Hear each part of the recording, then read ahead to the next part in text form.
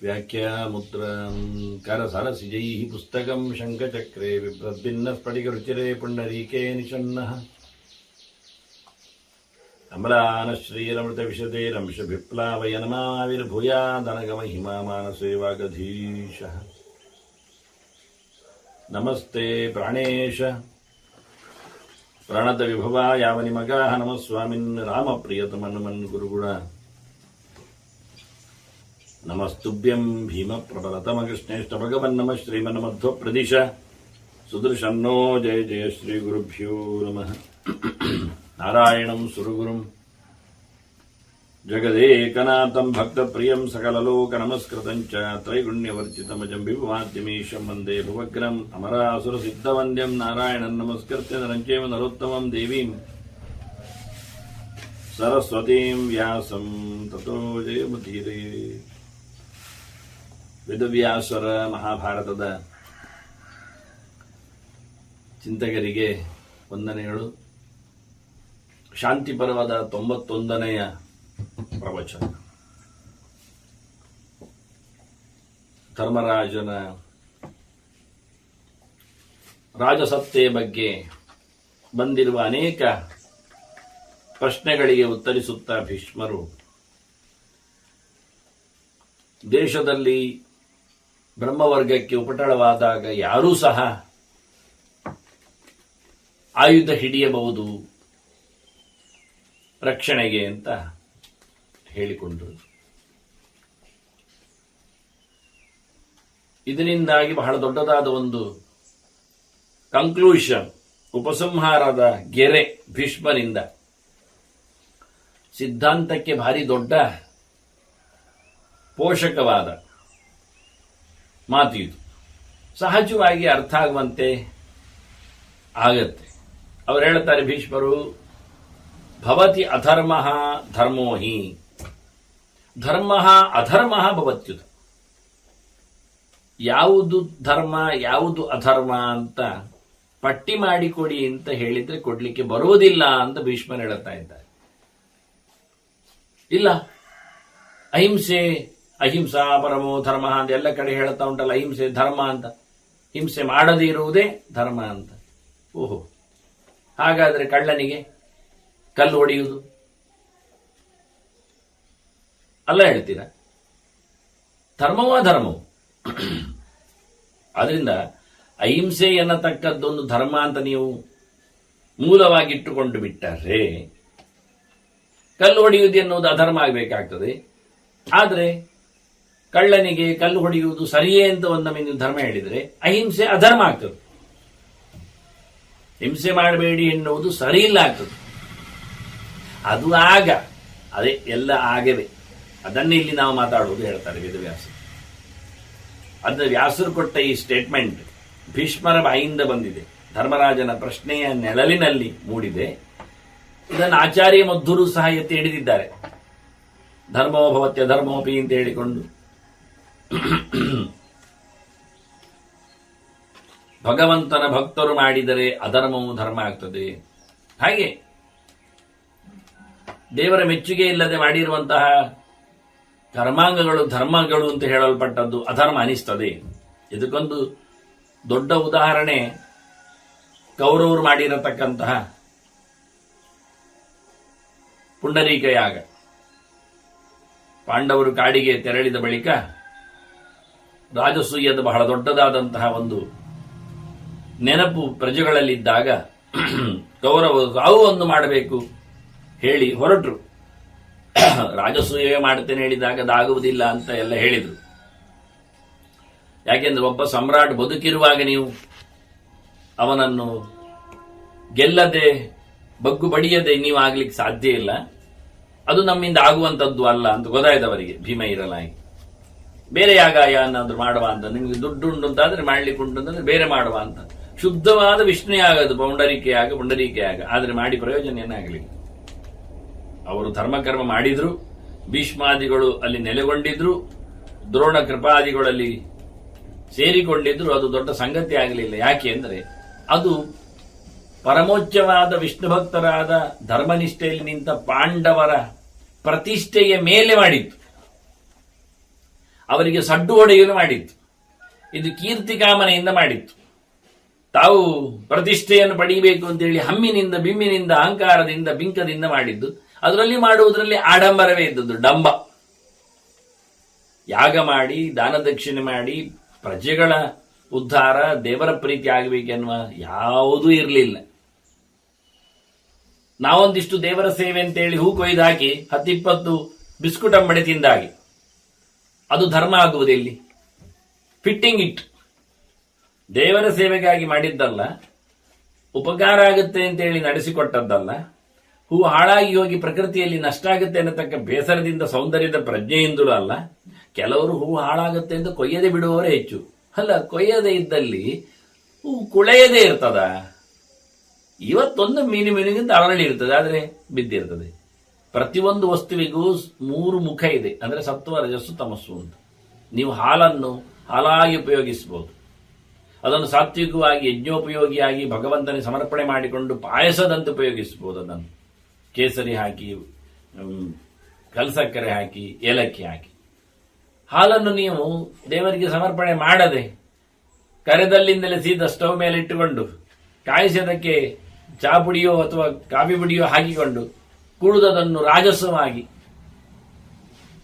ಅದು ಮೀಯದೆ ಬಾಯಿ ಚಪ್ಪರಿಸಿಕೊಂಡು, ಅದು ಬೆಡ್ಡಲ್ಲಿ ಅಂದ್ರೆ ನಿಜವಾಗಿ ಊಟಕ್ಕೆ ಬೇರೆ ಬಟ್ಟೆ, ಮಲಗಲು ಬೇರೆ ಬಟ್ಟೆ, ಪ್ರಯಾಣಕ್ಕೆ ಬೇರೆ ಬಟ್ಟೆ, ಸ್ನಾನಕ್ಕೆ ಬೇರೆ ಬಟ್ಟೆ, ಜಪಕ್ಕೆ ಬೇರೆ ಬಟ್ಟೆ ಎಲ್ಲ ಉಂಟು, ಬಟ್ಟೆಯ ವಿಭಾಗ ಧರ್ಮಗಳು.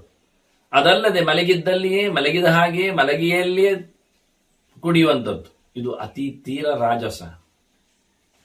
ಅದೇ ಹಾಲನ್ನು ಹಾಳು ಮಾಡಿಕೊಂಡು ಅದನ್ನು ಮತ್ತೆ 4-6 ದಿನ ಇಟ್ಟುಕೊಂಡು ಇನ್ಯಾವುದೋ ತಂಗಳ ಪೆಟ್ಟಿಗೆಯಲ್ಲಿ ಹಾಕಿ ಅದನ್ನು ಮತ್ತೆ ಹುಳಿ ಬರಿಸಿ ಅದಕ್ಕೆ ಬೇರೆ ಏನೋ ಹಿಂಡಿ ಅಮಲು ಪದಾರ್ಥ ಮಾಡಿ ಅದನ್ನು ನಡು ರಾತ್ರಿಯಲ್ಲಿ ನಿಂತು 10 ಜನರಲ್ಲಿ ಸೇರಿಕೊಂಡು ಇನ್ಯಾವುದೋ ಒಂದು ವಿಕೃತವಾದ ವೇಷದೊಂದಿಗೆ, ವಿಕೃತವಾದ ಕಾಮನೆಯೊಂದಿಗೆ ಅದನ್ನು ಕುಣಿದು ಗುಪ್ಪಳಿಸಿ, ಕೆಲವರನ್ನು ಕೆಡಿಸಿ, ತಲೆ ಕಡಿದು ನಡೆಯುವ ಈ ಘೋರ ಅಪರಾಧ. ಇದೇ ಹಾಲಿನಿಂದ ಆದದ್ದನ್ನು ಗೋವಿಗೆ ನೀವೇನು ಪಾಪ ಪ್ರಜ್ಞೆಯನ್ನು ಅಡ್ಡಿಸ್ತೀರೇನು?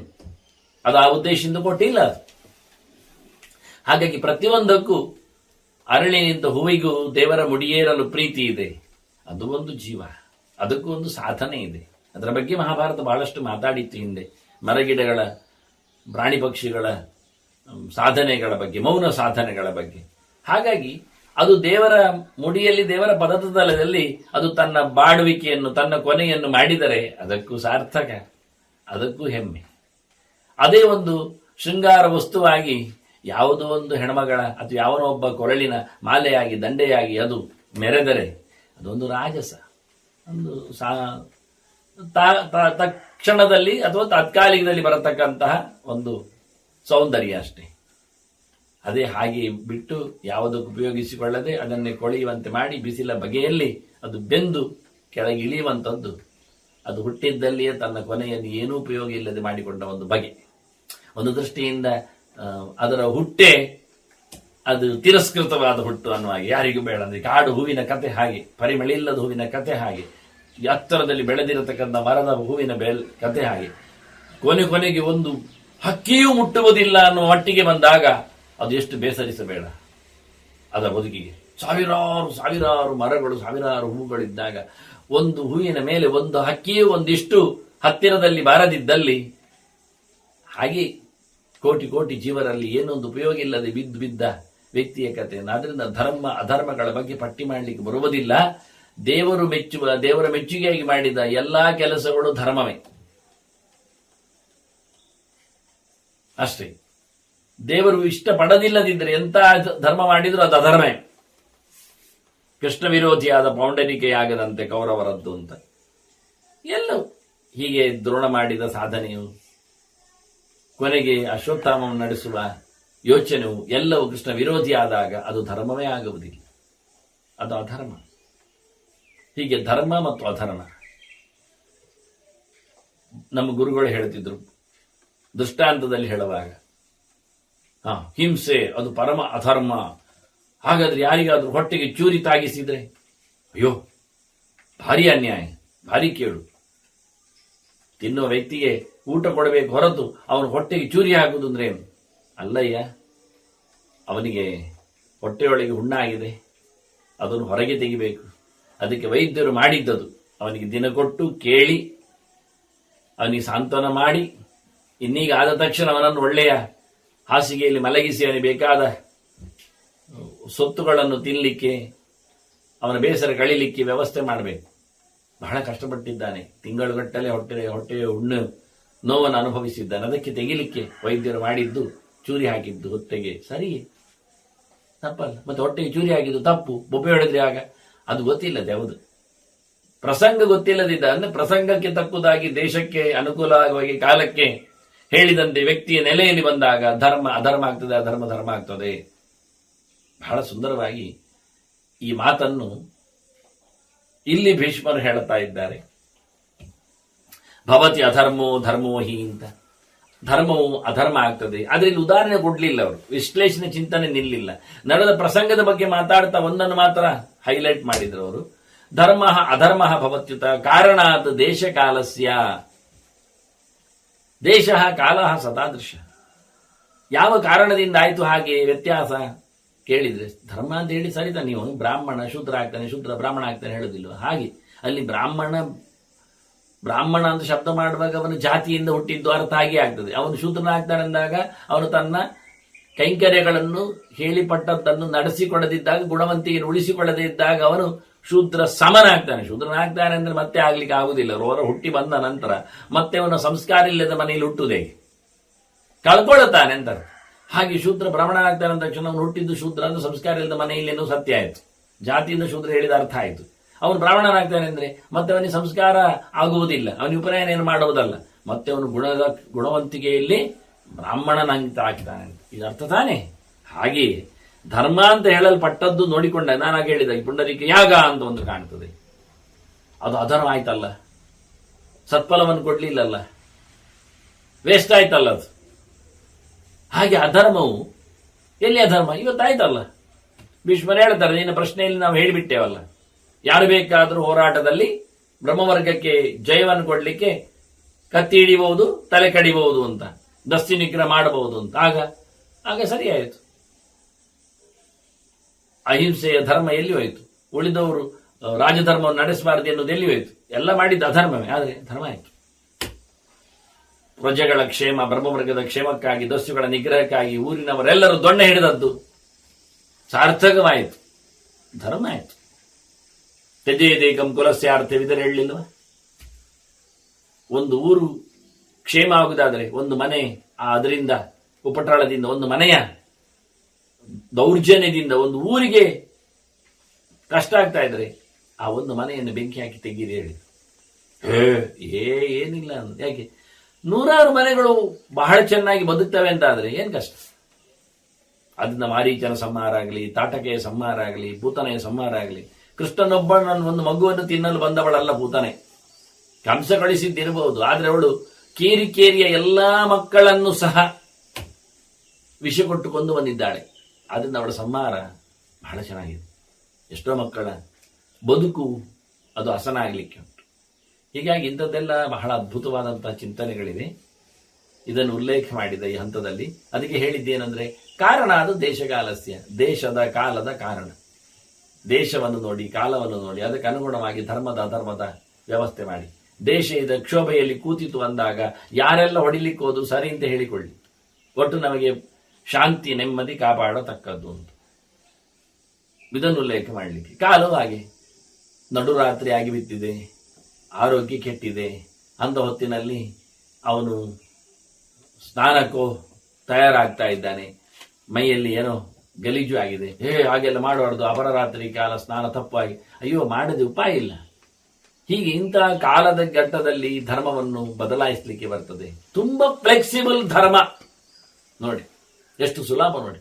ಆರ್ತರಿಗೆ, ಆಪತ್ತಿನಲ್ಲಿ, ವೃದ್ಧರಿಗೆ, ಸ್ತ್ರೀಯರಿಗೆ, ರೋಗಿಗಳಿಗೆ, ಪ್ರಯಾಣದಲ್ಲಿದ್ದಾಗ, ಹೀಗೆ ಎಷ್ಟು ಕಡೆಯಲ್ಲಿ ಎಲ್ಲ ಧರ್ಮಗಳನ್ನು ಬಹಳಷ್ಟು ಸಣ್ಣದು ಮಾಡಿ ಸಂಕೋಚ ಮಾಡಿ ಬದಲಿಸಿ ಕೊಡ್ತಾರೆ ಹೇಳುತ್ತಾರೆ. ಇದು ಮುಖ್ಯ, ಇದು ವಿಶೇಷ. ಹಾಗಾಗಿ ಇದನ್ನು ಉಲ್ಲೇಖ ದೇಶಕ್ಕೂ ಕಾಲ, ಯಾಕೆ ದೇಶ ಕಾಲ ಸತಾದೃಶ, ದೇಶವು ಕಾಲವು ಅಂಥದ್ದೇ ಉಂಟು, ಎಂಥದ್ದಂಥದ್ದೇ ಹಾಗೆ. ಅದು ಕೆಲವೊಮ್ಮೆ ಒಳ್ಳೆ ದೇಶದಲ್ಲಿ, ಕೆಲವೊಮ್ಮೆ ಕೆಟ್ಟ ದೇಶದಲ್ಲಿ, ಕೆಲವೊಮ್ಮೆ ಕಾಲದಲ್ಲಿ ಕಾಲಕ್ಕೂ ಗುಣಲಕ್ಷಣಗಳು ಇರ್ತಾವೆ, ವ್ಯತ್ಯಾಸ ಆಗ್ತದೆ. ಆದ್ರಿಂದ ಧರ್ಮದ ದೇಶದಲ್ಲಿ ಧರ್ಮಕ್ಕೆ ಬೆಲೆ ಇದೆ, ಅಧರ್ಮ ದೇಶದಲ್ಲಿ ಅಧರ್ಮಕ್ಕೆ ಬೆಲೆ ಬರ್ತದೆ ಕೆಲವೊಮ್ಮೆ. ಹಾಗೆ ಅಧರ್ಮ ದೇಶದಲ್ಲಿ ಧರ್ಮಕ್ಕೆ ಬೆಲೆ ಇರ್ತದೆ, ಅದರಂತೆ ಧರ್ಮ ದೇಶದಲ್ಲಿ ಅಧರ್ಮಕ್ಕೆ ಬೆಲೆ ಬರ್ತದೆ. ಕಾಲವೂ ಹಾಗೆ, ಯಾವ ಕಾಲ ಅಂತ ನೋಡಿಕೊಂಡು ಕಾಲಕ್ಕನುಗುಣವಾಗಿ ಧರ್ಮದ ಚಿಂತನೆ ಮಾಡಲಿಕ್ಕುಂಟು ಹೊರತು ನೇರ ಹೇಳಲಿಕ್ಕಿಲ್ಲ ಅಂತ. ಅದನ್ನ ಇವರೆಲ್ಲ ಮಾಡಿಕೊಂಡವರನ್ನು ನೋಡಿ, ಲೋಕದಲ್ಲಿ ಮೈತ್ರಾಹ ಕ್ರೂರಾಣಿ ಕುರುವಂತಹ ಜಯಂತಿ ಸ್ವರ್ಗಮುತ್ತಮ, ಸರ್ಪಸತ್ರ ಆಗ್ತಾ ಉಂಟಲ್ಲ, ಅದು ಅಲ್ಲಿ ಅವನು ಹೇಳುವುದಿಲ್ಲ, ಹೇಳಬಾರದು. ನಾನು ಉದಾಹರಣೆ ಕೊಟ್ಟದ್ದು, ಹಾವನ್ನು ಕೊಂದದ್ದು ಸರಿಯಾ ತಪ್ಪ? ಹಾವನ್ನು ಕೊಂದದ್ದು ತಪ್ಪುರಿ, ಮತ್ತೆ ಸ್ವಲ್ಪ ಸಂಸ್ಕಾರ ಮಾಡಬೇಕಾಗ್ತದೆ, ಆಶ್ಲೇಷ ಬಲಿ ಮಾಡಬೇಕಾಗ್ತದೆ. ಮತ್ತೆ ಅವನು ಜನಮೇಜೆ ಮಾಡಿಸಿದ್ನಲ್ಲ ಸರ್ಪಸತ್ರ, ಸಾವಿರಾರು ಹಾವುಗಳನ್ನು ಆಹುತಿ ಕೊಟ್ಟು ಕೊಂದಲ್ಲ. ಮೈತ್ರಾಹ ಕ್ರೂರ, ಅವನು ಮಿತ್ರ ಅಲ್ವಾ, ಲೋಕದ ಒಡೆಯ ಅಲ್ವಾ, ಪ್ರಜಾವತ್ಸರ ಅಲ್ವಾ, ಪ್ರಾಣಿ ಮಾತ್ರಕ್ಕೆ ಅವನು ಪ್ರೀತಿಯನ್ನು ಕೊಡುವವನಲ್ವಾ. ಅವನು ನೋಡಿ ಸರ್ಪಸತ್ರ ಮಾಡಿಸಿದ. ಇತ್ತ ಪರಾಶರರು ಗಮ್ಮತ್ತಿತ್ತು, ಅವರು ರಾಕ್ಷಸ ಹೋಮ ಮಾಡಿದವರು, ಇನ್ನೂ ದೊಡ್ಡದು ಈ ಸರ್ಪಸತ್ರಕ್ಕೆ. ಅದು ಮುಖ್ಯ ಕಾರಣ, ಮೂಲ ಕಾರಣ. ಆಗ್ತದೋ ಸರ್ಪಸತ್ರ ಹೇಳಿದ್ರೆ? ಆಗ್ತದಪ್ಪ. ಹಾವುಗಳನ್ನು ಕರೀರಿ, ಪಟ್ಟಿ ಮಾಡಿ, ಅವರ ಬಳಗವನ್ನು ಚಿಂತನೆ ಮಾಡಿ, ಎಳೆದು ತಂದು ಆಹುತಿ ಹಾಕಿ, ಮಂತ್ರಕ್ಕೆ ಎಲ್ಲ ಸಿಕ್ಕಿ ಬೀಳ್ತದೆ, ಜಪ ಮಾಡಿ. ಅದಂತದ್ದು ಎಂಥದ್ದು ಕೇಳಿದ್ರು, ಜೀವಂತವಾದ ಹಾವುಗಳನ್ನೆಲ್ಲ ಸಮಿದೆ ಹಾಕುವುದೆಲ್ಲ ನಮ್ಗೆ ಗೊತ್ತುಂಟು. ಜೀವಂತ ಹಾವುಗಳನ್ನೆಲ್ಲ ಆಹುತಿ ಕೊಡುದಂದ್ರೆ ಅದು ಆ ರಾಕ್ಷಸ ಮಾಡಿದ್ದಾನವ ಹಿಂದೆ ಒಬ್ಬ. ಹಾಗಾಗಿ ಅದಕ್ಕೆ ರಾಕ್ಷಸರನ್ನೇ ಹೆಸರೆತ್ತಿ ಕರೆದು, ಎಷ್ಟು ದೊಡ್ಡ ಕುಂಡ ಇರ್ಬೇಕು ನೋಡಿ ಆಗ. ಅದನ್ನು ಮತ್ತೆ ಋಷಿಗಳು ತಡೆದು ನಿಲ್ಲಿಸಿ, ಸಾಕು ಮಾರಾಯ ಅಂತೇಳಿ. ಹೀಗಾಗಿ ಇವರೆಲ್ಲ ಋಷಿ ಮುನಿಗಳು, ಭಾರಿ ಎತ್ತರದಲ್ಲಿ ಇರುವವರು, ರಾಜರು, ರಾಜಋಷಿಗಳು, ಇವರೆಲ್ಲ ಕ್ರೂರ ಕರ್ಮ ಮಾಡಲಿಲ್ವಾ? ಮಾಡಿದ್ದಾರೆ. ಅದರಿಂದ ಅವರಿಗೆ ಸ್ವರ್ಗ ಸಿಗಲಿಲ್ವಾ? ಸಿಕ್ಕಿದೆ. ಪ್ರಜಾಕ್ಷೇಮಕ್ಕೋಸ್ಕರ ಅವರು ಮಾಡಿದ್ದರಿಂದ, ದೊಡ್ಡ ಮಟ್ಟಿನ ಒಳ್ಳೆಯದಕ್ಕೋಸ್ಕರ ಕಮ್ಮಿ ಮಟ್ಟಿನಲ್ಲಿ ಅನ್ಯಾಯವೋ ತಪ್ಪೋ ಹೇಸಿಗೆ ಮಾಡಿದ್ರೆ ಅದು ದೊಡ್ಡ ಸಂಗತಿಯೇ ಅಲ್ಲ ಅಂತ ಬಹಳ ಚೆನ್ನಾಗಿ ಹೇಳಿಬಿಟ್ರು. ಧರ್ಮ್ಯಾಹ ಪಾಪಾನಿ ಕುರ್ವಾಣ ಗಚ್ಚಂತಿ ಪರಮಾಗತಿ. ಒಳ್ಳೆ ಧರ್ಮಜ್ಞರು. ಅಹಿಂಸೆಯ ಧರ್ಮ, ಶಾಂತತೆ ಇವೆಲ್ಲ ಗೊತ್ತಿದ್ದು ಸಹ ಲೋಕಕ್ಷೇಮಕ್ಕೋಸ್ಕರ ನೋಡಿ ಆ ಇವನನ್ನು, ವೇನರಾಜನನ್ನು ಹೇಗೆ ಅವನನ್ನು ಶಾಪ ಹಾಕಿ ಕೊಲ್ಲಿಲ್ವ? ಊರಲ್ಲಿ ಅರ್ಥ ಇಲ್ಲ, ಮತ್ತೇನಾಯ್ತು? ಬಹಳ ಕಷ್ಟ ಆಯ್ತು. ಹಂಗನ ಮಗನ ವೇದನನ್ನು ಕೊಂದು ಬಿಟ್ಟು ಋಷಿಗಳು. ಅವ ಸರಿಯಾಗಿ ಯಜ್ಞಯಾಗ ಮಾಡ್ತಾ ಇಲ್ಲ, ತಾನೇ ದೇವರಂತೂ ಕೊಚ್ಚಿಕೊಳ್ತಾ ಇದ್ದಾನೆ. ಲೋಕದ ಜನರಲ್ಲಿ ಧರ್ಮ ಪ್ರವೃತ್ತಿಗೆ ಬಗ್ಗೆ ಹೊಡೆತ ಕೊಟ್ಟ. ಮತ್ತೆ ಅವನು ತಾನೇ ದೇವರು ಹೇಳಿದ್ದಾನೆ. ಮತ್ತೆ ರಾಜ ದೇವರಲ್ವ, ರಾಜ ಪ್ರತ್ಯಕ್ಷ ದೇವತೆ ಹೌದಲ್ಲ, ಮತ್ತೆ ಅದನ್ನೇ ಹೇಳಿದವ. ಇಂದ್ರನ, ಯಮನ, ವರುಣನ ಎಲ್ಲ ಸನ್ನಿಧಾನ, ಕುಬೇರನ ಸನ್ನಿಧಾನ ಎಲ್ಲ ರಾಜರಲ್ಲಿ ಇರೋದ್ರಿಂದ ನೀವು ನನ್ನನ್ನೇ ಪೂಜಿಸಿ ಅಂದ. ತಪ್ಪ ನೋಡಿ, ಅವನು ಹೇಳಿದ್ದು ಧರ್ಮ. ಆದದ್ದೇನು? ಋಷಿಗಳಿಗೆ, ಪ್ರಜೆಗಳಿಗೆ ಸಿಟ್ಟು ಬಂತು, ಅವರನ್ನು ಶಾಪ ಹಾಕಿ ಕೊಂದು ಬಿಟ್ರು. ಈಗ ಅಧರ್ಮ ಆಗ್ಲಿಲ್ವಾ ಅಂದ್ರೆ, ಇಲ್ಲಪ್ಪ ಅವನು ಹೇಳಿದ್ದೇ ಅಧರ್ಮ. ಮತ್ತೆ ರಾಜ ದೇವರಲ್ವಾ? ಹೌದು, ಆದ್ರೆ ಅವನು ಹೇಳುವಾಗದ್ದು ಸರಿ ಇಲ್ಲ. ನೋಡಿ, ಧರ್ಮ ಅಧರ್ಮ ಹೇಗಾಯ್ತು? ಅವ್ರು ಕೊಂದದ್ದು ಸರಿ, ಸತ್ಯ ಅಂದ್ರು. ಅದನ್ನ ಧರ್ಮ ಅಧರ್ಮ ಯಾವುದು ಅಂತ ಖಾಲಿ ನೋಡುವುದರಲ್ಲಿ, ಕೇಳುವುದರಲ್ಲಿ ಹೇಳಲಿಕ್ಕೆ ಬರುವುದಿಲ್ಲ. ಅದರ ಆಂತರ್ಯವನ್ನು ಚೆನ್ನಾಗಿ ಬಿಡಬೇಕಾಗ್ತದೆ. ಹೀಗಾಗಿ ಧರ್ಮನಿಷ್ಠರೇ ಕೆಟ್ಟ ಕೆಲಸ ಮಾಡಿಕೊಂಡು ಹೋರಾಟ ಇತ್ಯಾದಿ ನಡೆಸಿ ಲೋಕಕ್ಕೆ ಕ್ಷೇಮವನ್ನು ತಂದದ್ರಿಂದ ಅವರು ಒಳ್ಳೆಯ ಗತಿಯನ್ನು ಪಡೆದದ್ದು ಕಾಣುತ್ತದೆ ಅಂತ ಹೇಳಿ. ಮತ್ತೆ ಬ್ರಾಹ್ಮಣನಾದವ ದಂಡನೆಯನ್ನು ಎಲ್ಲ ಮಾಡಬಾರ್ದು, ಹಿಡಿಬಾರ್ದು, ಅವನು ಓದುವಿಗೆ ಮಾತ್ರ ಹೇಳಿದ್ದು. ಗೋಲಿ ಹಿಡಿಲಿಕ್ಕಿಲ್ಲ, ದಂಟೆ ಹಿಡಿಲಿಕ್ಕಿಲ್ಲ, ತಲೆ ಬಳಿಲಿಕ್ಕಿಲ್ಲ ಅಂತ ಅದಕ್ಕೊಂದು ಶರ ಹೇಳುತ್ತಾರೆ ಭೀಷ್ಮರು. ಬ್ರಾಹ್ಮಣ ತ್ರಿಶುಕಾಲೇಶು ಶಸ್ತ್ರಗೃಹಣ ನದುಷ್ಯತೆ. ಅವನೊಂದು 3 ಹಂತದಲ್ಲಿ ಕೋಲಿ ಹಿಡಿಯುವನು. ಯಾವಾಗ ಅಂತ ಹೇಳಿಬಿಡ್ತಾನೆ. ಓದುವವನು, ದಾನ ಕೊಡುವವನು, ಯಜ್ಞಯಾಗ ಮಾಡಿಸುವವನು, ಮಾಡುವವನು, ಅಧ್ಯಯನ ಮಾಡಿದವನು, ಮಾಡುವವನು, ಮಾಡಿಸುವವನು ಸಹ, ದಾನ ಪಡೆಯುವವನು, ಇಂಥವನು ಷಟ್ಕರ್ಮಿ ಯಾರಿದ್ದಾನೆ ಅವನು ನಿಜವಾಗಿ ಆಡಳಿತೆಯಲ್ಲಿ, ದಂಡನೆಯಲ್ಲಿ ಎಲ್ಲ ಬರಬಾರದವನು. ಬರ್ಬೋದು, ಆಯುಧ ಹಿಡಿಬಹುದು. ಯಾವಾಗ ಅಂದ್ರೆ 3 ಅವನಿಗೆ ಅವಕಾಶ. ಒಂದು ಆತ್ಮತ್ರಾಣ, ತನಗೆ ಯಾರಾದ್ರೂ ಬಡಿತಾರೆ ಅಂದಾಗ ಅವನ ಕೋಲಲ್ಲಿ ಹೊಡೆದ್ರೆ ಅಂತ ತಪ್ಪಿಲ್ಲ. ಯಾರಾದ್ರೂ ನನ್ನ ರಕ್ಷಣೆ ನನಗೆ ಮುಖ್ಯ. ನನ್ನ ಭಕ್ಷಣೆಗೆ ಬಂದಿದೆ ಒಂದು ಪ್ರಾಣಿ ಬರಲಿ ಅಥವಾ ಒಬ್ಬ ಮನುಷ್ಯ ಬರಲಿ ಅಥವಾ ರಾಜಭಟನೆ ಇರಲಿ, ರಾಜನ ಮಂದಿಯೇ ಇರಲಿ, ಅವನ ರಕ್ಷಣೆಗಾಗಿ ಅವನೇನನ್ನು ಸಹ ವಿರೋಧಿಸಬಹುದು. ಕ್ಷತ್ರಿಯ ರೂಪವನ್ನು ತಾಳಬಹುದು, ಆಯುಧಗಳನ್ನು ಶಸ್ತ್ರವನ್ನು ಹಿಡಿಯಬಹುದು, ಕತ್ತಿ ಮುಂತಾದ, ಬಿಲ್ಲು ಮುಂತಾದ, ಆತ್ಮತ್ರಾಣ. ಇನ್ನೊಂದು ದಸ್ಯುದೋಷೆ, ಕಳ್ಳಕಾಕರು ಪುಂಡಪೋಕಿರಿಗಳು ಎಲ್ಲ ಮೆರಿತಾ ಇದ್ದಾರೆ, ಅವರಿಗೆ ಬಡಿಲಿಕ್ಕೆ ಯಾರಾದ್ರೂ ಕೇಳಬೇಕಾಗಿಲ್ಲ. ಯಾಕೆ ಈಗ ಇಲ್ಲಿದ್ದಾರೆ ಅವರು, ಮತ್ತೆ ನಾಳೆ ಸಿಗುವುದಿಲ್ಲ ನಿಮಗೆ ಅಲ್ಲಿ.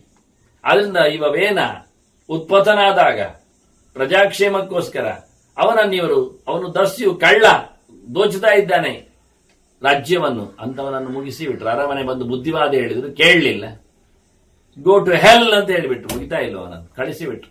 ಶಾಶ್ವತವಾಗಿ ಹೋದವ, ಅವನಲ್ಲಿ ಯಾವುದೇ ರೀತಿಯಾದ ಒಳ್ಳೆತನವೇ ಇಲ್ಲ. ಅವನು ಪರಮಪಾಪಿಯಾಗಿ ನರಕಕ್ಕೇ ಬಿದ್ದ, ಅಷ್ಟು ಕೆಟ್ಟವವ. ನೋಡಿ ಎಷ್ಟು ವಿಚಿತ್ರ. ಇತಿಹಾಸ ಗ್ಯಾರಂಟಿ ಮಾಡಿದೆ ಕೆಲವರ ಹೆಸರು. ಇಂತಹ ಸಂದರ್ಭದಲ್ಲಿ ಬ್ರಹ್ಮವರ್ಗ ಬಹಳ ಜೋರಾಗಿ ಆಯುಧಗಳನ್ನು ಹಿಡಿಬಹುದು. ಮಾತು ಆಯುಧ ಆಯ್ತು ಅವರಿಗೆ, ಶಾಪ, ಅದು ಸರಿ. ಇನ್ನೊಮ್ಮೆ ಹೇಳುತ್ತಾರೆ, ಸರ್ವಸ್ವ ಅರಣೆ ತತ, ಅವನದ್ದು ಪೂರಾ ಸೊತ್ತನ್ನು ಕಳ್ಳತನ ಆಗ್ತದೆ ಅಂತ ಅದು ದೋಚುತ್ತದೆ ಅಂದಾಗ ಅವನು ಓಡಿಬಹುದು. ತನ್ನನ್ನೇ ತೆಗಿತಾನೆ ಅಂದಾಗಲೂ ತೊಂದರೆ ಇಲ್ಲ, ಕಳ್ಳಕಾಕರು ಅನ್ಯಾಯದಲ್ಲಿ ಇದ್ದಾರೆ ಅಂದಾಗಲೂ ಪರವಾಗಿಲ್ಲ ಬಡೀಲಿಕ್ಕೆ ಅವರಿಗೆ. ತನ್ನದು ಎಲ್ಲ ಹೋಗ್ತದೆ ಅಂದಾಗ ಸರ್ವಸ್ವಾರಣ. ಕೆಲವರಿಗೆ ಇದು ವಿಷಯ ಅಂದ್ರೆ ಇಲ್ಲಿ ಬಹಳ ಸೂಕ್ಷ್ಮ ಇದೆ. ನಿಂದೆಂತ ಪೂರ್ವ ಗಂಟು ಹೋಯ್ತು ಅಂತ ಕೇಳ್ತಾರಲ್ಲ, ಹೌದು, ಆ ಋಷಿದ್ದು ಖಾಲಿ ಒಂದು ಗಿಂಡಿಯದ್ ಪೂರ ಗಂಟು, ಸತ್ಯ ಹೇಳುತ್ತೆ, ಮತ್ತೇನಿಲ್ಲ ಅವನಲ್ಲಿ. ಅದೊಂದು ಅವನ ಕೈಯಲ್ಲಿ ಯಾವತ್ತೂ ಇರ್ತದೆ. ಜಪದ ಅನುಷ್ಠಾನಕ್ಕೆ ಅವನಿಗೆ ಬೇಕೇ ಬೇಕು. ಹಾಗೆ ಇತ್ತು. ಇವತ್ತಿನ ಹಾಗೆ ಬೇಕಾದಾಗ ಮತ್ತೊಂದು ಸಿಗುವುದು ಅಂತ ಎಲ್ಲ ಇಲ್ಲ. ಕೆಲವೊಮ್ಮೆ ಗೆರಟೆಯಲ್ಲಿಯೂ ಅದು ಇನ್ಯಾವುದೋ ಮರದಲ್ಲಿ ಮಾಡಿಕೊಂಡು ತಿರುಗಿದ್ದುಂಟು, ಇಟ್ಕೊಂಡದ್ದುಂಟು. ಅವರು ಸರ್ವಸ್ವಾದ್ಯ ಮತ್ತೇನಿಲ್ಲ. ಒಂದು ಮರದ ಅಡಿಯಲ್ಲಿ ಕೂತ್ಕೊಳ್ಳೋದು, ಭಿಕ್ಷೆ ಬೇಡೋದು, ಕೊಟ್ಟದ್ದನ್ನು ತಿನ್ನುವುದು, ಅಲ್ಲೇ ಮರದ ಅಡಿಯಲ್ಲೇ ಮಲಗಿದ, ಅಥವಾ ಎಲ್ಲಿ ಒಂದು ಧರ್ಮಛತ್ರದಲ್ಲಿ, ಧರ್ಮಶಾಲೆಯಲ್ಲಿ, ಜಗಲಿಯಲ್ಲಿ ಮಲಗಿದ, ಅಲ್ಲಿ ಮುಗಿದೋಯ್ತು ಒಂದು ಚಿಟ್ಟೆ. ಅವನು ಏನಿಲ್ಲ, ಅವನಲ್ಲಿರತಕ್ಕಂಥ ಒಂದು ಚೀಲ ಜೋತಾಡುವಂಥದ್ದು, ಅದರಲ್ಲೊಂದು 2 ಪರ್ಕಟ್ಟು ಬಟ್ಟೆ, ಅಲ್ಲದ ಇನ್ನೇನಲ್ಲ ಅವನದ್ದು. ಇದೇ ಅವನದ್ದು ಪರಮ ಪವಿತ್ರ. ಹೀಗಾಗಿ ಅವನ ಕೈಯಲ್ಲಿದ್ದ ಗಿಂಡಿಯನ್ನೇ ಯಾರಾದ್ರೂ ಎಳೆದು ಬಿಟ್ರೆ ಅವನ ಸರ್ವಸ್ವ ಅದರಲ್ಲೇ ಇರೋದು, ಮತ್ತೇನಿಲ್ಲ. ಅದರಲ್ಲೇ ನೀರು ಕುಡಿತಾನೆ, ಅದರಲ್ಲೇ ಅಭಿಷೇಕಕ್ಕೆ ಇಡ್ತಾನೆ, ಅದರಲ್ಲೇ ಪೂಜೆ ಪುನಸ್ಕಾರ ಮಾಡುತ್ತಾನೆ, ಅದರಲ್ಲೇ ಬೇಕಾದವನು ಶೌಚವನ್ನು ಸಂಪಾದನೆ ಮಾಡಿಯಾನೆ ಪಾಪ. ಹೀಗಿರುವಾಗ ಅವನು ಅದಕ್ಕಾಗಿ ಯಾರದಾದ್ರೂ ಹೇಳ್ಕೊಂಡು ಹೋದಾಗ ಬೊಬ್ಬೆ ಹೊಡೆದು ಕಲ್ಲು ಬಿಸಾಡಿದ್ರೆ, ಅನ್ಯಾಯ, ಏನಾಯ್ತು ನಿನಗೆ, ಇದೆ ನಂದು, ಅದೇ, ಅದರಾಚೆಗೆ ದೊಡ್ಡದಿಲ್ಲ. ಹಾಗಾದ್ರೆ ಯಾರದ್ದು ಏನು, ಅದಕ್ಕೆ ದೇಶ ಕಾಲ ನೋಡ್ಬೇಕು. ಏನು ಸರ್ವಸ್ವಾರಣ ಅಂದ್ರೆ ಯಾರದ್ದು ಏನಾಗ್ತದೆ. ನಿನ್ನೊಂದು ಗಿಂಡಿ ಹೋದಕ್ಕೆ ನೀವು ಬೊಬ್ಬೆ ಹೊಡಿತೀಯಲ್ಲ, ಅವನು ಇಡೀ ರಾಜ್ಯವನ್ನೇ ಕೊಳ್ಳೆ ಹೊಡಿತಿದ್ದಾರೆ, ಅವರೇನು ಬೊಬ್ಬೆ ಹೊಡೆದ್ರೆ ಕೇಳಿದ್ರೆ ಅದು ಅವರದ್ದು, ಇವನದ್ದು ಲೆಕ್ಕ. ಇವನಿಗೆ ಇದು ಸರ್ವಸ್ವ, ಅವನಿಗೆ ಅದು ಅಲ್ಲ ಸರ್ವಸ್ವ. ಅವನಿಗೆ 4 ರಾಜ್ಯ ಇರ್ಬೋದು ಅಂತದ್ದು.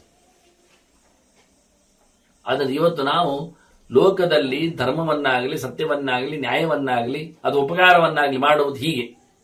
ಒಬ್ಬನ 100 ರೂಪಾಯಿ ಕಳೆದೋಯ್ತು ಅಂದಾಗ ಅದರ ಬಗ್ಗೆ ಅವನಲ್ಲಿ ಇರತಕ್ಕಂಥ ಒಲಿಮೆ ಆಗಲಿ, ಅವನದರ ಯೂಸೇಜ್ ಆಗಲಿ, ಅಥವಾ ಅವನಲ್ಲಿ ಇರತಕ್ಕಂತಹ ಅದರ ಅರ್ಜೆಂಟ್ ಆಗಲಿ ಉಳಿದವರಿಗೆ ಗೊತ್ತಾಗುವುದಿಲ್ಲ. ಮತ್ತೊಬ್ಬನದ್ದು 10,000 ಲಕ್ಷ ಕಳೆದದ್ದು ಅವನನ್ನು ಹುಡುಕ್ಲಿಕ್ಕೆ ಹೋಗ್ತಾರೆ, ಟ್ಯಾಕ್ಸಿ ಬಳ್ಳಿ ನೋಡ್ತಾರೆ. ನಿನ್ನೆಂತದ ಕರ್ಮ, 100 ರೂಪಾಯಿ ಕಳೆದೋದು, ನೀನು ಸುಮ್ಮನೆ ಕೂತ್ಕೋ, ಅಲ್ಲಿ ಲಕ್ಷ ಕಳೆದೋಗಿ ನೋಡ್ತೇವೆ ಅಂತಾರೆ. ಅದು ಪ್ರಯೋಜನ ಇಲ್ಲ. ಲಕ್ಷದವನಲ್ಲಿ ಮತ್ತೆ 4 ಲಕ್ಷ ಉಂಟು. ಅವನಿಗೆ ಇದು ಓದೋದ್ರಿಂದ ದೊಡ್ಡ ಸಮಸ್ಯೆ ಆಗಲಿಲ್ಲ. ಇವನು 100 ಓದವನಿಗೆ ಇನ್ನೊಂದು 100 ಇಲ್ಲ, ಅವನಲ್ಲಿ ಇದ್ದದ್ದು ಅಷ್ಟೇ. ಅದರಲ್ಲಿ 4 ದಿನ ಬದುಕಬೇಕವನು. ಊತಿ ಇಂತಹ ದೇಶಗಳಲ್ಲಿ ಇದ್ದಾರೆ.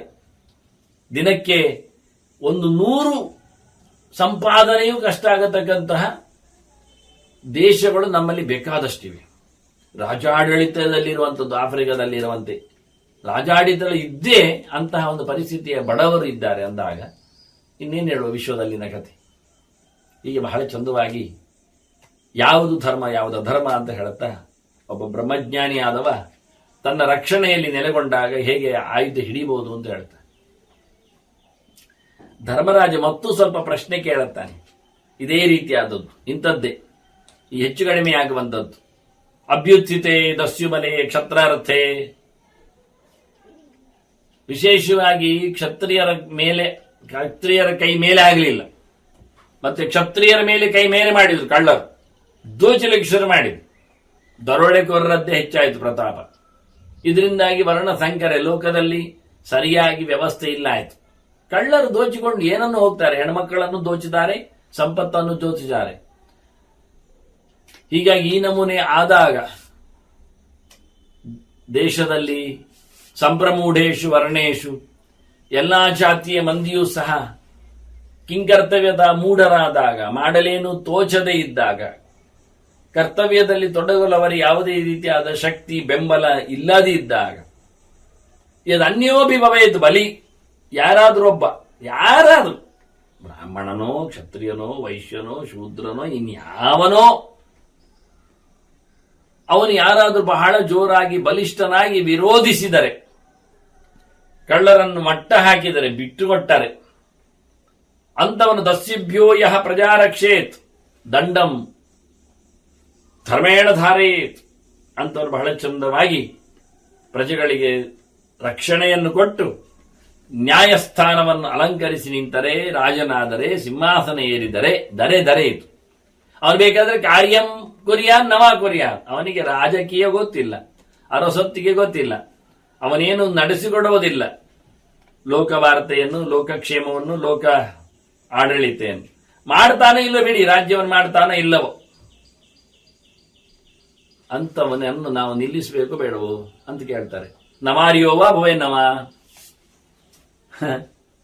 ಅವನು ಅನುಕೂಲ ಮಾಡಿಕೊಟ್ಟ ನಮಗೆ.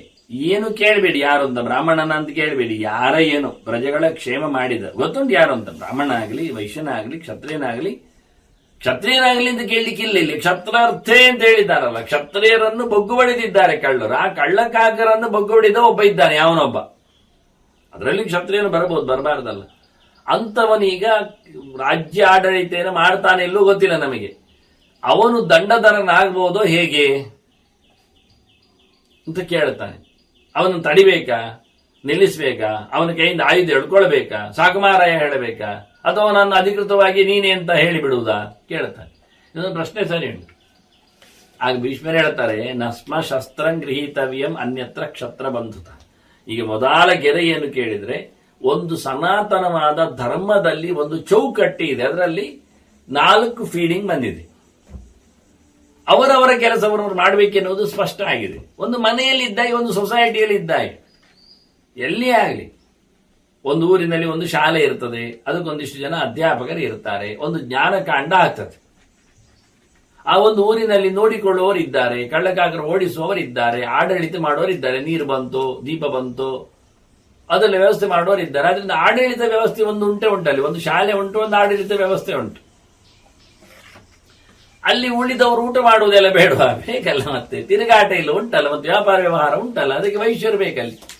ಆಡಳಿತ ನೋಡಿಕೊಳ್ಳುವ ವ್ಯಾಪಾರ ವ್ಯವಹಾರ ಮಾಡ್ಲಿಕ್ಕೆ ಆಗುದಿಲ್ಲ, ಮಾಡುವುದಿಲ್ಲ, ಅವನದೇ ತಲೆ ಉಂಟು ಭಾರ. ಶಾಲೆಯಲ್ಲಿ ಪಾಠ ಮಾಡುವವನು ಕಲಿಸಿಕೊಡುವವನು, ಅವನಿಗೆ ಅದು ಕೆಲಸ ಅಲ್ಲ, ಅದು ಮಾಡ್ಲಿಕ್ಕೆ ಬರುವುದಿಲ್ಲ. ಅಧ್ಯಾಪಕ ಶಾಲೆಯನ್ನು ನೋಡಿಕೊಳ್ಬೇಕು, ಪಾಠವನ್ನು ಮಾಡಬೇಕು, ಆನಂತರ ಅವನು ಅಡುಗೆಯನ್ನು ನಡೆಸಬೇಕು, ಮಕ್ಕಳಿಗೆ ಊಟ ಹಾಕಿ ಅದನ್ನು ಚೌಕಟ್ಟಿನಲ್ಲಿ ಚೆನ್ನಾಗಿ ತೊಳೆದಿಟ್ಟು ಅವರನ್ನು ಮೇಯಿಸಬೇಕು. ಇಷ್ಟೆಲ್ಲ ಎಲ್ಲಾ ಧರ್ಮ ಮಾಡ್ತಾ ಹೋದ್ರೆ ಅವನು ಒಂದು ದಿನ ಆಯ್ತು ಉಮೇದಲ್ಲಿ ಮಾಡ್ತಾನೆ. ಬೇಕಾದ್ರೆ ನಿನಗೆ 4 ಪಡೆದ್ದು ನಿನಗೆ ಕೊಡ್ತೇನೆ ಅಂತ ಹೇಳಿದ್ರೆ ಮಾಡಿಯಾನು. 5ನೇ ದಿನದಿಂದ ಶುರು ಮಾಡ್ತಾನೆ. ಇದು ಎಲ್ಲ ಆಗುದಿಲ್ಲ, ಹೋಗುದಿಲ್ಲ. ಅಲ್ಲಿ ಪಾಠ ಮಾಡುವಾಗ ಮಂಡೆಯಲ್ಲಿ ಆಡಳಿತ ಬರ್ತದೆ, ಆಡಳಿತ ಮಾಡಿದಾಗ ಇಲ್ಲಿ ವ್ಯಾಪಾರದ ಲೆಕ್ಕ ಬರ್ತದೆ, ಇಲ್ಲಿ ವ್ಯಾಪಾರದ ಲೆಕ್ಕ ಆದಾಗ ಕೆಲಸ ಬಾಕಿ ಇದ್ದದ್ದು ತಲೆ ತಿದ್ದು ಲೆಕ್ಕ 1ಕ್ಕೆ 1.5 ಆಗ್ತದೆ. ಕೆಲಸ ಬಾಕಿ ಇಟ್ಟುಕೊಂಡು ವ್ಯಾಪಾರ ಲೆಕ್ಕ ಬರೀಲಿಕ್ಕೆ ಆಗ್ತದ? ಇಲ್ಲ. ಕೆಲಸ ನಿಲ್ಲಿಸಿದ್ರೆ ನಾಳೆ ಊಟ ಮುಂದುವರಿಬೇಕಲ್ಲ. ಅಗ್ಗಿಷ್ಟೇ ಶುದ್ಧ ಆಗದೆ ಮರುದಿನದ ಅಡಿಗೆ ಇಲ್ಲಿಂದ ಮಾಡುದು, ಪಾತ್ರ ಪದಾರ್ಥ ತೊಳೆಯದೆ ಮತ್ತೆ ಮುಂದಿನ ಅಡಿಗೆ ಕಥೆ ಏನಾಗ್ತದೆ? ಅದೇ ಪಾತ್ರೆಯಲ್ಲಿ ಮಾಡ್ಲಿಕ್ಕೆ ಆಗ್ತದೆ, ಅದೇ ತಟ್ಟೆಯಲ್ಲಿ ಉಣ್ಲಿಕ್ಕೆ ಆಗ್ತದೆ. ಹೀಗಾಗಿ ಶಾಲೆ ಅಂದ ತಕ್ಷಣ ಅಲ್ಲಿನ ಕಸ ಮರಳು ಗುಡಿಸ್ಲಿಕ್ಕೂ ಒಂದು ಜನ ಬೇಕು, ಬೇಕಾಗಿರತಕ್ಕಂಥ ಆಸನ ಪೀಠೋಪಕರಣ ಜೋಡಿಸಿಗ್ಲಿಕ್ಕೂ ಒಬ್ಬ ಬೇಕು. ಒಂದೊಮ್ಮೆ ಬಾಗಿಲಿದ್ರೆ ಹಾಕಿ ತೆಗಿಲಿಕ್ಕೆ, ಇಲ್ಲ ಮರಮಟ್ಟರು ರೆಡಿ ಆದ್ರೆ ಮರವನ್ನು ಜೋಡಿಸ್ಲಿಕ್ಕೆ, ಇವೆಲ್ಲ 1-2 ಕೆಲಸ ಅಲ್ಲ ಆಗುವಂಥದ್ದು, ಸುಮಾರು ಇರ್ತದೆ, ವ್ಯವಸ್ಥೆಗೆ ಬೇರೆ. ಆದ್ರಿಂದ ಸನಾತನ ಧರ್ಮದಂತೆ ನೋಡಿಕೊಂಡ್ರೆ ಬ್ರಹ್ಮವರ್ಗ ಪಾಠಕ್ಕೆ, ವೈಶ್ಯವರ್ಗ ವ್ಯಾಪಾರಕ್ಕೆ, ಕ್ಷತ್ರವರ್ಗ ಆಡಳಿತೆಗೆ. ಅದರಿಂದ ಕ್ಷತ್ರಿಯನಲ್ಲದೆ ಬೇರೆ ಯಾರಿಂದಲೂ ಸಹ ರಾಜ್ಯಭಾರ ಮಾಡುವುದು, ದಂಡ ಧಾರಣೆ ಮಾಡಿಸುವುದು ಇದೆಲ್ಲ ಆಗುವುದಿಲ್ಲ ಅಂತ ಹೇಳಿದ್ರು. ಬೇಕಾದಾಗ ಗಡಿಬಿಡಿಯಲ್ಲಿದ್ದಾಗ ಎಲ್ಲರೂ ಏನ್ ಮಾಡಬಹುದು ಅಂತ ಅಷ್ಟೇ ಭೀಷ್ಮರು ಹೇಳಿದ್ದು ಹೊರತು ಯಾವಾಗಲೂ ಯಾರು ಬೇಕಾದ್ರೂ ಏನ್ ಮಾಡಿದ್ರು ಆಗ್ತದೆ ಅಂತಲ್ಲ, ಅದಾಗುವುದಿಲ್ಲ. ಮತ್ತು ಇತ್ತೀಚೆಗೆ ಕ್ಷತ್ರಿಯನಿಗೆ ಮೇಲೆ ಬಲ ಇಲ್ಲದೆ ಇದ್ದಾಗ ಅವನ ಪ್ರಶ್ನೆ ಕೇಳಿಕೊಂಡದ್ದು, ಅಂದ್ರೆ ಒಂದು ದೃಷ್ಟಿಯಿಂದ ಎಳೆದು ತಂದ ಪ್ರಶ್ನೆ ಅದು. ಕ್ಷತ್ರಿಯನಿಗೆ ಬಲ ಇಲ್ಲ, ಕಳ್ಳರು ಶೈನಾಗಿ ಶುರು ಮಾಡಿದ್ರು, ಯಾವನೊಬ್ಬವರನ್ನು ಮಟ್ಟ ಹಾಕಿದ, ಈಗ ಅವನು ಹೋಗಿ ಸಿಂಹಾಸನ ಕೂತ್ಕೊಳ್ಬಹುದಾ ಅಂದ್ರೆ ಆಗುವುದಿಲ್ಲ. ಕಳೆದ ಬಾರಿ ಹೇಳುವಾಗ ಭೀಷ್ಮರು ಹೇಳಿದ್ರು, ಅಂತಹ ದುರ್ಬಲನಾದ ಕ್ಷತ್ರಿಯನಿಗೆ ಬ್ರಹ್ಮ ಬಲವನ್ನು ತುಂಬಿಸಬೇಕು ಬ್ರಾಹ್ಮಣರು ಅಂತೆಲ್ಲ ಹೇಳಿದ್ರು. ವೇದಮಂತ್ರ ಅವನಿಗೆ ಕೆಲಸ ಮಾಡಿಕೊಡ್ತದೆ ಅಂತ ಅವ್ಯಕ್ತವಾಗಿ. ಇಲ್ಲಿಯಾಗುವ ಹೇಳುತ್ತಾರೆ, ಯಾರು ನಿಮಗೆ ಅನುಕೂಲ ಮಾಡಿಕೊಟ್ಟ ಪ್ರಜಾಕ್ಷೇಮದಲ್ಲಿ ನಿಂತವನು ದೊಡ್ಡ ಜನ, ಬಹಳ ಚೆನ್ನಾಗಿ ಅವನನ್ನು ನೀವು ಸನ್ಮಾನ ಮಾಡಿ ಗೌರವಿಸಿ ಅವನನ್ನು. ಅಪಾರೇ ಯೋ ಭವೇತ್ವಾರಹ, ಇವತ್ತು ನಿಮಗೆ ದಸ್ಯುಗಳನ್ನು ಓಡಿಸಿ ರಾಜ್ಯವನ್ನು ಕ್ಷೇಮವಾಗಿ ನೋಡಿಕೊಳ್ಳಿಕ್ಕೆ, ಅಷ್ಟೇ ಅಲ್ಲದೆ ಎಲ್ಲರಲ್ಲಿ ಧೈರ್ಯ ತುಂಬಲಿಕ್ಕೆ ಎಲ್ಲ ಮಾಡಿಕೊಟ್ಟಲ್ಲ ಅಂತ ಅವನನ್ನು ನೀವು ಬಹಳ ಚೆನ್ನಾಗಿ, ಇವತ್ತು ನಿಮಗೆ ಅವನು ದೋಣಿ ಇದ್ದಾಗಿ ದುರಂತದಿಂದ ಪಾರು ಮಾಡಿದ್ದಾನೆ, ರಕ್ಷಣೆ ಕೊಟ್ಟಿದ್ದಾನೆ, ನಿಮ್ಮನ್ನು ಮತ್ತೆ ಬೆಳೆಸಿದ್ದಾನೆ, ಜೀವನಕ್ಕೆ ಧರ್ಮ ಅನುಕೂಲ ಮಾಡಿದ್ದಾನೆ, ಅವನು ನೀವು ಚೆನ್ನಾಗಿ ಸನ್ಮಾನ ಮಾಡಿ ಗೌರವಿಸಿ, ಅವನನ್ನು ಚೆನ್ನಾಗಿ ನೋಡಿಕೊಳ್ಳಿ, ನಮ್ಮ ಬಂಧುವಿನಾಗಿ ಅವನನ್ನು ಮಾತಾಡಿಸಿ, ಸರ್ವಥಾ ಮಾನ ಮರ್ಯಾದೆ ಎಲ್ಲ ಪ್ರಕಾರದಿಂದ ಅವನಿಗೆ ಮನೆ ವ್ಯವಸ್ಥೆ ಮಾಡಿಕೊಡಿ, ಊಟಕ್ಕೆ ವ್ಯವಸ್ಥೆ ಮಾಡಿಕೊಡಿ, ಬಟ್ಟೆ ಬರೆ ವ್ಯವಸ್ಥೆ ಮಾಡಿಕೊಡಿ, ಅವನ ಜನಮಂದಿಗೆ ಒಂದು ಅನುಕೂಲ ವೃತ್ತಿಯಾಗಿ ಇದೆಲ್ಲ ಮಾಡಿ ಅವನಿಗೆ ಎಷ್ಟು ಬೇಕೋ ಅಷ್ಟು ಬಹಳ ಚಂದವಾದಂತಹ ಬದುಕಲು ಅವಕಾಶವನ್ನು ಮಾಡಿಕೊಡಬೇಕಷ್ಟೇ ಹೊರತು ಅವನನ್ನು ರಾಜ ಮಾಡುವುದಲ್ಲ. ಮತ್ತೆ ಅದಾಗುವುದಿಲ್ಲ. ಕ್ಷತ್ರಿಯನಾಗಿದ್ರೆ ಆಗ್ತದೆ ಬಿಡಿ, ಅಲ್ಲ ಆದ್ರೆ. ಮತ್ತೆ ವಾಸ್ತವವಾಗಿ ಈಗ ಒಬ್ಬ ರಾಜ ಅವನು ಉಪಯೋಗಕ್ಕಿಲ್ಲ ಅಂತ ಹೇಳಿದ್ರಿ, ಬೇರೆ ಯಾರೋ ಆಯ್ಕೆ ಮಾಡಿಕೊಂಡು ಬಂದ, ಮತ್ತೆ ಈ ಪರಪೋಷಿಯಾದ ರಾಜನೇ ಕುಳ್ಳಿರಿಸಬೇಕು, ಹಾಗೆಲ್ಲ ಇಲ್ಲ, ಒಬ್ಬ ಯೋಗ್ಯನನ್ನೇ ಕುಳ್ಳಿರಿಸಬೇಕು. ಮತ್ತೆ ಅಷ್ಟರವರೆಗೆ ಅವನು ಟೆಂಪರರಿ ಚಾರ್ಜ್ ತಗೊಂಡ್ರೆ ತಪ್ಪಿಲ್ಲ. ನೋಡಿ, ಎಳೆದೊಯ್ಯಲಿಕ್ಕೆ ಆಗುವುದಿಲ್ಲ, ಗಾಡಿಗೆ ಹಾಕಿ ಎತ್ತನ್ನು ಅಂತ ಇಟ್ಟುಕೊಂಡ್ರೆ ಪ್ರಯೋಜನ ಉಂಟ? ಮತ್ತೆ ಗಾಡಿ ಎಳೆದು ಎತ್ತು ಏಕೆ ಬೇಕು, ಹಾಲು ಕರೆಯದ ದನ ಹೇಗೆ ಬೇಕು ಅಂತ ಕೇಳ್ತ. ಹಾಗಾಯ್ತು ಇದು ಕತೆ. ಅವನು ಹೇಳೋ ರೀತಿ ನೋಡಿ, ಅದಕ್ಕೆ ಒಂದು 4-5 ದೃಷ್ಟಾಂತ ಕೊಡುತ್ತಾರೆ. ಕಿಮ ನಡುಹ ಯೋ ನವ ಹಯೇತ್ ಅಂತಾರೆ. ಎತ್ತಿದ್ದೇನು ಉಪಯೋಗ, ಅದು ಗಾಡಿ ಎಳೆಯುವುದಿಲ್ಲ ಆದ್ರೆ ಕೇಳಿಬಿಟ್ಟ. ಮತ್ತೆ ಕಿಂ ಧೇನುವ ವಾಪಿ ಅದುಗ್ಧಯ, ಹಾಲು ಬರುವುದಿಲ್ಲ, ದನ ಇದೆ ಅಂತ ಹೇಳಿಬಿಟ್ರೆ ಏನಾಗ್ತದೆ? ಅಗ್ನಿಹೋತ್ರ ಆಗ್ತದ? ಯಜ್ಞ ಆಗ ನಡೀತದ? ಏನಿಲ್ಲ. ಅದು ಅತಿಥಿ ಸತ್ಕಾರ ಊಟೋಪಚಾರಕ್ಕೆ ಹಾಲು ಮೊಸರು ತುಪ್ಪ ಸಿಗ್ತದ? ಇಲ್ಲ. ಅದರಂತೆ ಒಂದೇಯ ಭಾರ್ಯೆಯ ಕೇಳ್ತಾನೆ. ಕೋರ್ತ ಹೆಂಡತಿ, ಅವಳು ಬಂಜೆ, ಅಳಿಯುವುದಿಲ್ಲ, ಅವಳು ಗೊಡ್ಡು ಅಂದದ್ರಲ್ಲಿ ಏನಾಯ್ತು? ಪ್ರಜಾಕ್ಷೇಮ ಆಯ್ತಾ? ಮುಂದುವರಿಯಿತಾ? ಕರ್ಮಗಳು ಒಳ್ಳೇದಾಗ್ತಾವ ಮುಂದೆ? ಇಲ್ಲ, ಆಗ್ಲಿಲ್ಲ. ಏನ್ ಲಾಭ ಆಗ್ಲಿಲ್ಲ, ಏನು ಪ್ರಯೋಜನ ಬರಲಿಲ್ಲ. ಹಾಗೆ ಕೋರ್ತಃ ರಾಜ್ಞ ಅಪಿ ಅರಕ್ಷತ, ದೇಶವನ್ನು ನೋಡಿಕೊಳ್ಳದ ರಾಜನನ್ನಿಟ್ಟುಕೊಂಡೇನು ಪ್ರಯೋಜನ? ದುರ್ಬಲನಾದವನಿಗೆ, ಆಡಳಿತ ಗೊತ್ತಿಲ್ಲದವನಿಗೆ, ತಾಕತ್ತಿಲ್ಲದವನನ್ನು ರಾಜ ಮಾಡುವುದೆಲ್ಲಿಗೆ ಬಂತು? ಅದು ಪ್ರಯೋಜನ. ಅದಕ್ಕೆ ಇವರು ದುಷ್ಟಾಂತ ನೋಡಿ ಇಷ್ಟ ಅಲ್ಲ. ಹೇಗೆ ಯಥಾ ದಾರುಮಯ ಹಸ್ತಿ, ಯಥಾ ಚರ್ಮಮಯ ಮೃಗ, ಮರದಲ್ಲಿ ಮಾಡಿದ ಆನೆ ಮೆರವಣಿಗೆಗೆ ಆಗ್ತದ? ಆಗುವುದಿಲ್ಲ. ನಮಗೆ ಇವತ್ತು ಅಂಬಾರಿ ಕಟ್ಟಿ ಮೆರವಣಿಗೆ ಮಾಡಲಿಕ್ಕುಂಟು, ಎಂತ ಮಾಡೋದು? ಆ ಆನೆಯನ್ನೇ, ಮರದ ಆನೆಯನ್ನೇ ನಾವು ಮೆರವಣಿಗೆ ಮಾಡಬೇಕಾಗ್ತದೆ. ಅದ್ರ ಅಡಿಯಲ್ಲೇ ಗಾಡಿಯನ್ನು ಇಡಬೇಕಾಗ್ತದೆ ಚಕ್ಕರೆ ಹೇಳ್ಕೊಂಡು ಹೋಗ್ಲಿಕ್ಕೆ. ನಮಗೆ ಬೇಕಾದ್ದೇನು?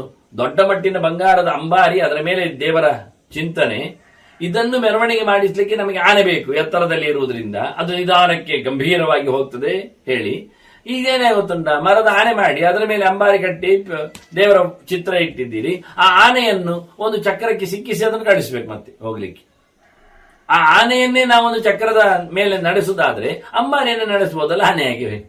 ಅದನ್ನ ಮರದ ಆನೆ, ಅದು ಆನೆ ಅಲ್ಲ, ಅದು ಪ್ರಯೋಜನ ಇಲ್ಲ. ಅದು ಯಥಾ ದಾರುಮಯ ಅಸ್ತಿ ಯಥಾ ಚರ್ಮಮಯ ಮೃಗ. ಹಾಗೆ ಜಿಂಕೆ ಚಂದ ಕಾಣ್ತದೆ ಅಂತ ಮನೆಯಲ್ಲಿ ಇಟ್ಟುಕೊಂಡಿದ್ದೇವೆ, ತೋಟದಲ್ಲಿ ನಿಲ್ಲಿಸಿದ್ದಾರೆ. ಎಂತ ಅಂದ್ರೆ ಆ ಜಿಂಕೆ ಚರ್ಮ ಹೊದಿಸಿದ್ದಾರೆ ತಡಿಗೆ, ಒಳಗೆ ಬಡಿಗೆ, ಪ್ರಯೋಜನ ಇಲ್ಲ. ಒಳಗೆ ಎಂತದೋ ಸಿಕ್ಕಿ ತಟ್ಟಿರಾಯನ ಹಾಗೆ.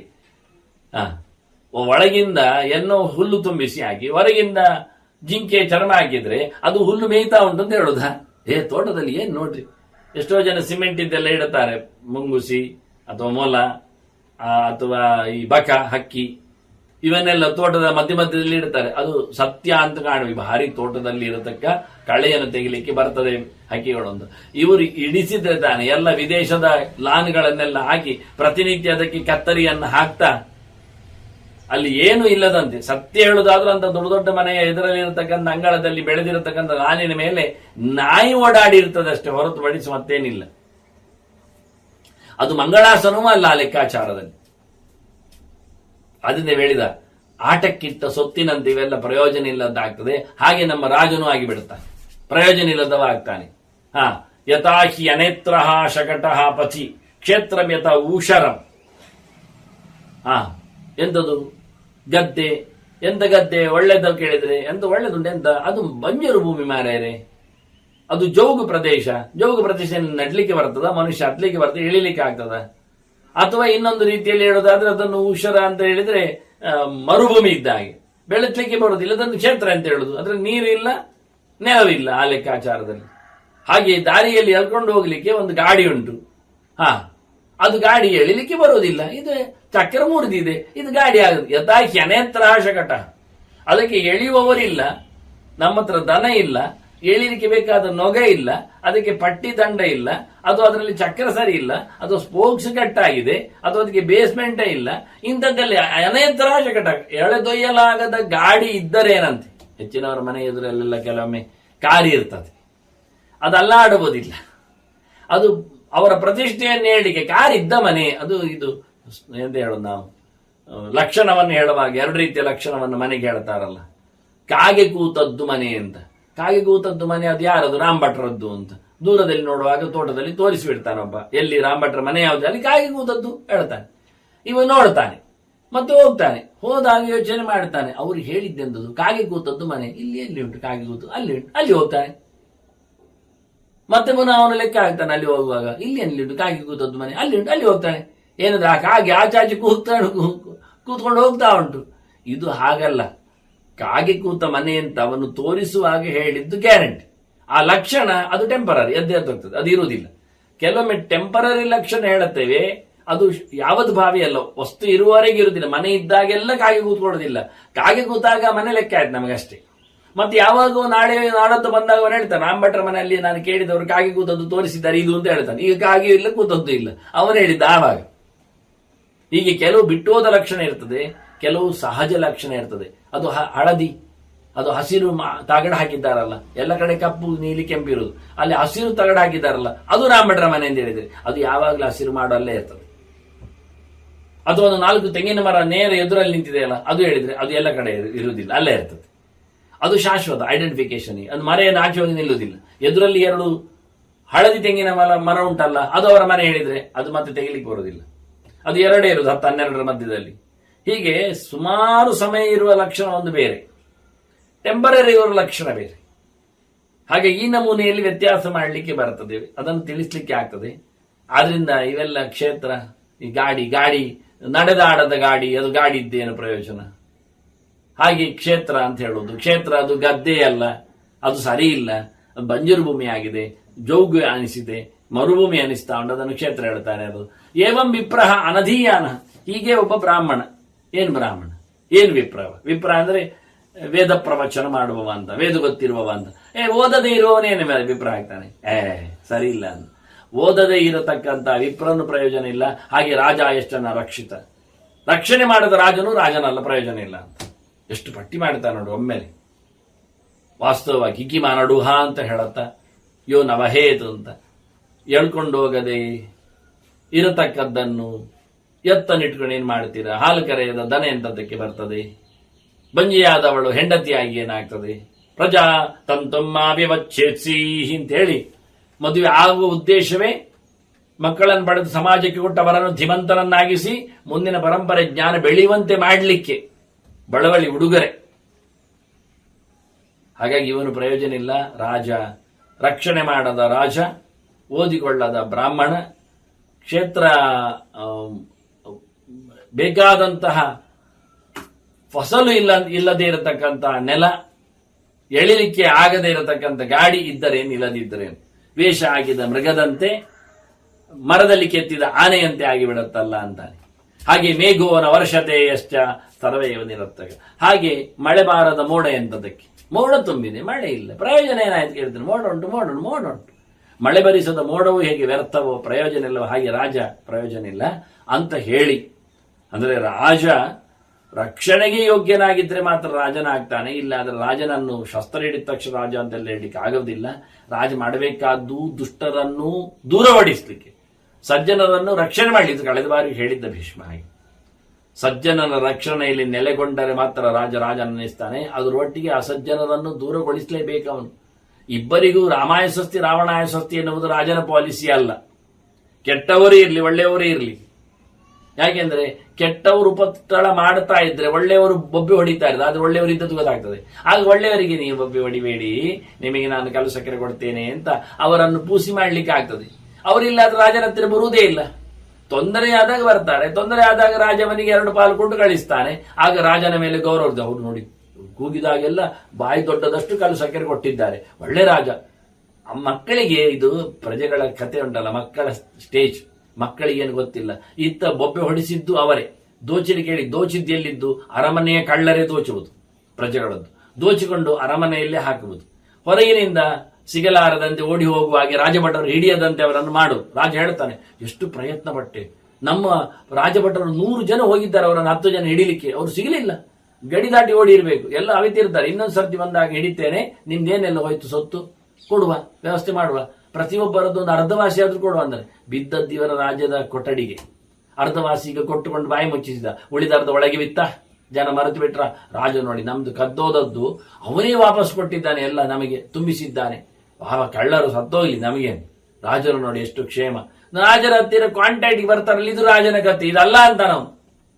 ನೀವು ಅಸಜ್ಜನರನ್ನು ಹಿಮ್ಮೆಟ್ಟಿಸಿ ಸಜ್ಜನರನ್ನು ಸಂತೋಷಗೊಳಿಸುವುದಷ್ಟೇ ರಾಜನ ಧರ್ಮ ಹೊರತು ಅಸಜ್ಜನರನ್ನು ಒಳಗೆ ಇಟ್ಟುಕೊಂಡು ಅವರನ್ನು ಪರದೆ ಅಡಿಯಲ್ಲಿ ಹಾಕಿಕೊಂಡು ಸಜ್ಜನರನ್ನು ಆಡಿಸುವುದು ರಾಜಧರ್ಮ ಅಲ್ಲ. ಇದು ಅಂತ ಅನೇಕ ಅರ್ಥಗಳನ್ನು ಇಟ್ಟುಕೊಂಡು ಬಹಳ ಜನ ಒಂದಿಷ್ಟು ಸಾಕು. ಯಾವಾಗಲೂ ಒಳ್ಳೆಯವರನ್ನು ರಕ್ಷಣೆ ಮಾಡುವುದು ಹೇಳಿ, ಕೆಟ್ಟವರನ್ನು ಬಡಿಯುವುದು ಹೇಳಬೇಡಿ. ಅದು ಬೇಸರ ಆಗುತ್ತೆ.